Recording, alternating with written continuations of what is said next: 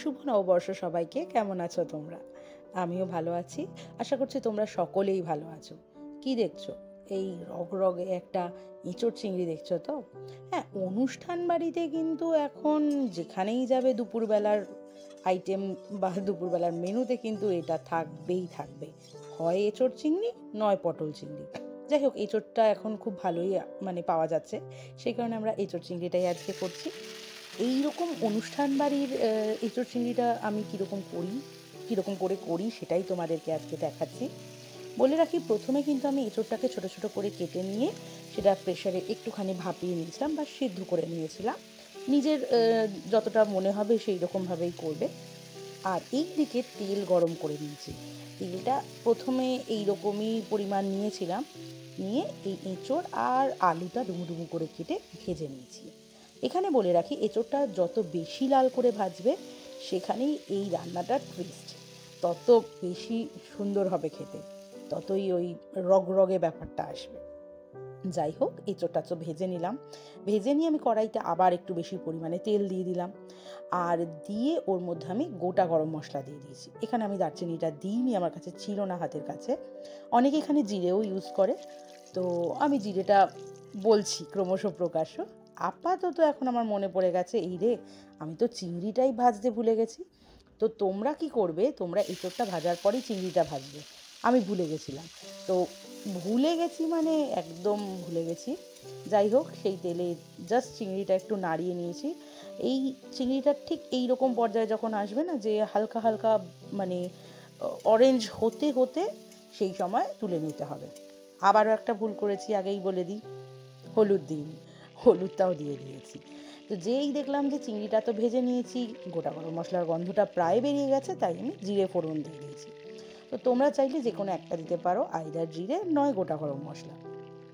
এখানে এই যে পেস্টটা দেখাচ্ছি, এটা কিন্তু পাকা লঙ্কা বাটা, মানে পাকা লঙ্কা, পেঁয়াজ, টমেটো, এই তিনটে বেটে নেওয়া রয়েছে।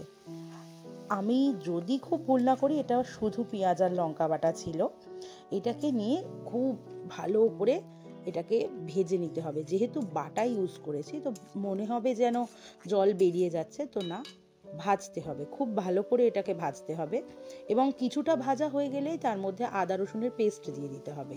এখানে আমি বড় চামচের 1 চামচ আদা রসুনের পেস্ট দিয়ে আবারও আমি ভাজতে থাকছি, কারণ ওই যে পুরো জলটা ওটা আমায় শোকাতে হবে। যতক্ষণ না তেল বেরোতে শুরু করবে ততক্ষণ জিনিসটাকে ভাজতে হবে। কাঁচা মশলার গন্ধটা বা কাঁচা পেঁয়াজ, কাঁচা রসুনের বা কাঁচা আদার গন্ধটা যাতে বেরিয়ে যায়। এই দেখো, আমি দেখাচ্ছি তোমাদেরকে, এই এই লাল লঙ্কাগুলো এরকমই হয়, কালারটাই ওরকম এসছে। আমি বললাম না, এটা কিন্তু 2-4 দিন আগের রান্না, তাই আমি ভুলে গেছি টমেটো বাটা দিয়েছিলাম কি না। বাট যদি না দিয়ে থাকি, এটা কিন্তু একেবারেই এই পাকা লঙ্কার কালারটা এসেছে। আমার খুব মনে হচ্ছে আমি মানে টমেটো বাটাটা দিইনি সেই মুহূর্তে। তো এই রকম করে আস্তে আস্তে ভাজতে ভাজতে এই কালারটা, ব্রাউনিশ কালারটা আসবে। এই দেখো, টমেটো এসে গেছে, তার মানে আমি ঠিক ছিলাম, প্রথমে টমেটো বাটাটা দিইনি। তাহলে বুঝতে পারছো কালার, মানে আমি কিন্তু কাশ্মীরি লঙ্কাটা এখনও দিইনি, তাও দেখো কালারটা কতটা লালচে হয়েছে। তো এইরকম কন্টিনিউয়াসলি কষতে হবে।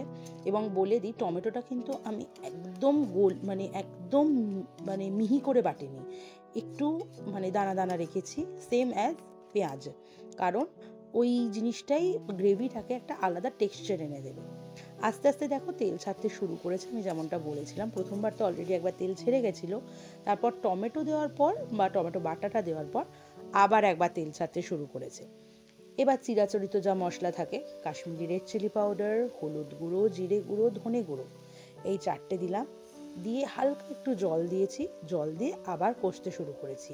অ্যান্ড এখানে আরেকটা মানে ট্রিক আছে, যত কষবে, যত বেশি কষবে, তত কালার গাঢ় হবে এবং তত ওই রগরগে ব্যাপারটা আসবে।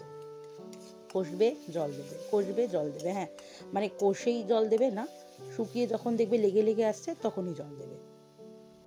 এর মাঝেই এক সময় আমি স্বাদ মতো লবণ, আবার একটু জল দিয়ে নিয়েছি। ওই যে যেমন বললাম ট্রিক্স, যত মনে হবে যে কষছে, আবার একটু জল দিয়ে নেবে। এইভাবেই কালারটাকে গাঢ় করতে হবে। আর এই করতে করতে যখন দেখবে হালকা হালকা লেগে আসছে, তখন এইরকম করে একটু নেড়ে নেড়ে কষে নেবে। আমারও এইরকম হচ্ছিলো। আর আমি এবার বুঝে গেছি যে হ্যাঁ, কষা কমপ্লিট, চারদিক দিয়ে তেল বেরিয়ে আসছে। তাও যদি মনে হয় আর একটু কষিয়ে নিতে পারো। তো আমার মানে গ্রেভির কালারটা দেখো কি পরিমাণে গাঢ় হয়েছে। এইবারে তো পুরো একদম তেল বেরিয়ে এসছে। এবার এইরকম যখন পর্যায়ে আসবে তখন কিন্তু বাকি জিনিসগুলো মানে ওই আলু এবং এঁচোড় দিয়ে দেবে। এবং এখানে আরেকটা জিনিস বলে দিই, মানে এগুলো হচ্ছে ট্রিক্স।